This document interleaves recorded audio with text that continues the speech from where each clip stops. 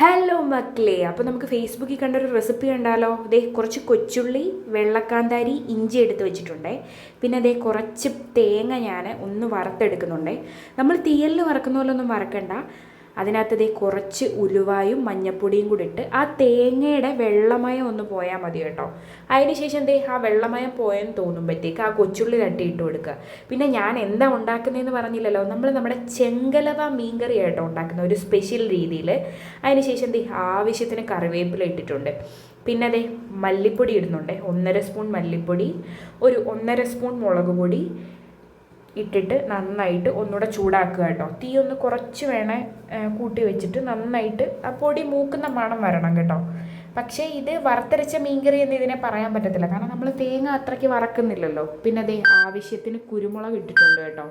എന്നിട്ട് ഇതെല്ലാം കൂടെ നല്ല മൂത്ത മണം വന്നു കഴിയുമ്പോഴത്തേക്ക് നമ്മുടെ ഒരു മിക്സിയുടെ ജാർ എടുത്തിട്ട് തട്ടിയിട്ടിട്ട് നല്ല മഷി പോലെ അരയ്ക്കുക കേട്ടോ.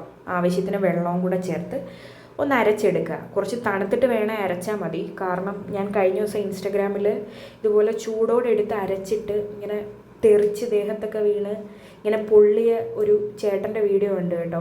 അപ്പം അതുകൊണ്ടാണ് ഞാൻ പറഞ്ഞത് കുറച്ച് തണുത്തിട്ട് അരച്ചാൽ മതിയേ.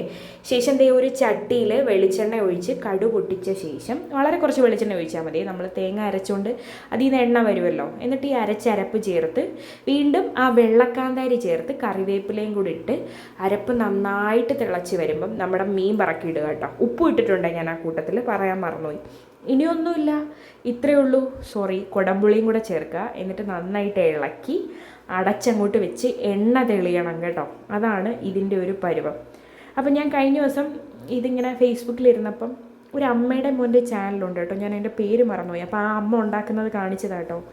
നല്ല രുചിയായിരുന്നു കേട്ടോ. നല്ല കുറാന്നുള്ള കറിയായിരുന്നേ. നമ്മുടെ ചെങ്കലവ മീൻകറി ഇങ്ങനെ വെച്ചപ്പോൾ നല്ല ടേസ്റ്റ് ഉണ്ടായിരുന്നു കേട്ടോ.